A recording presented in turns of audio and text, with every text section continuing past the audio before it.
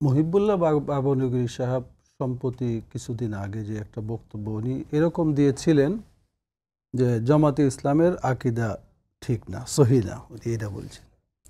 আমার মনে হয় যে এইভাবে বুট জামাতকে দিবেন না, এই ধরনের কথা উনি বলছেন কিনা এটা আমার জানা নাই। আপনার কোনো মিডিয়াতে আপনি পাইছেন কিনা জানি না। এখন ব্যাপার হলো, জামাত সম্পর্কে মহিবুল্লাহ বাবনগরী বা এদেশের আলম সমাজের কিছুটা ভিন্ন মত বিভিন্ন ব্যাপারে আছে, বিভিন্ন ব্যাপারে ভিন্ন মত আছে। এবং আমরা মনে করি যে আমিরে হেফাজত উনি দেশের একজন বিজ্ঞ এবং বয়োবৃদ্ধ একজন আলেম।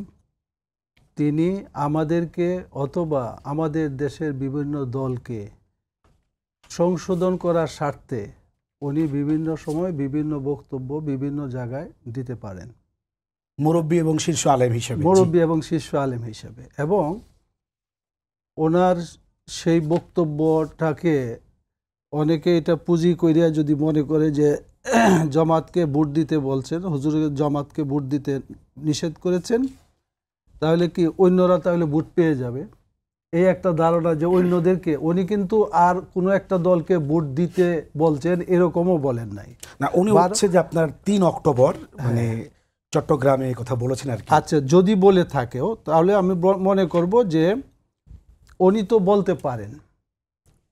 এইটা উনি একবারে হেফাজতের প্ল্যাটফর্মে হেফাজতের সাথে সিদ্ধান্ত নিয়ে যে আমরা কাকে ভোট দিব না দিব, আমি মনে করি হেফাজত একটা অরাজনৈতিক সংগঠন, ভোট কাকে দিবে না দিবে এই প্ল্যাটফর্ম থেকে আমরা কাউকে বলতে যাব না বা যাওয়া উচিত আমি মনে করি না। এবং সেটা কিন্তু ব্যক্তিগত মতামত প্রকাশ করার অধিকার, আপনি সেটাকে ব্যক্তিগত মতামতই বলছেন। অবশ্যই সেটা আপনাদের সাংগঠনিকভাবে আপনারা তাদের যে রাজনৈতিক বোঝাপড়া বা যে মতাদর্শ জামাত ইসলামের, সেইখানে আপনাদের রাজনৈতিক মতাদর্শের সাথে তো অনেকের সাথেই তো আমাদের মিল নেই। আমরা সেগুলোকে অমিল থাকা অবস্থায় রাজনৈতিক বক্তব্যের মাধ্যমে আমরা সেগুলোর মোকাবেলা করব। জামাতের সাথে আমাদের যে দ্বিমত আছে বা দেশে অন্যান্য রাজনৈতিক দল যারা আছে তারা নিজেদের বক্তব্য জনগণের কাছে নিয়ে যাবে, জনগণ যাকে ভালো মনে করবে তাকে জনগণ ভোট দিবে। এখন এই সমস্ত বক্তব্যকে সামনে এনে আমাদের একটা দিকে করা হচ্ছে কি যে ইসলামপন্থীরা সব আছে কাদের সাথে, যে মানে জামাতের সাথে নাই বা এই ধরনের একটা মনোভাব তৈরি করা।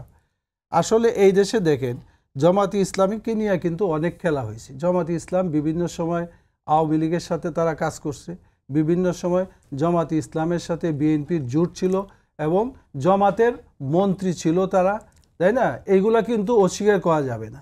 তো এই যে যখন সমালোচনা তাদের করা হয় তখন অতীতে তাদের সাথে কি সম্পর্ক বা কিভাবে ছিল এগুলো একবারে ভুলে যাওয়া হয়। এখন কারো ফতোয়া নিয়ে ভোটের ক্ষেত্রে আমি মনে করি জামাত একটা রাজনৈতিক দল, মানে দীর্ঘদিন যাবত তো স্বীকৃতি দিয়ে আসছে, রাজনৈতিক দল না হলে তাদের সাথে জুটে যেতেন না, রাজনৈতিক দল না হলে তাদের সাথে কোনো সমঝোতায় যেতেন না। অবশ্যই এটাকে মেনে যে তারা রাজনৈতিক, এখন তারা যদি আমার সাথে না থাকে, ভিন্ন পথে যদি থাকে, বাপের 2 ছেলে সারা জীবনে একসাথে কিন্তু থাকে না। হ্যাঁ, জোট একটা হয়েছিল, সাথে ছিল, এখন হয়তো বা জামাত নেই।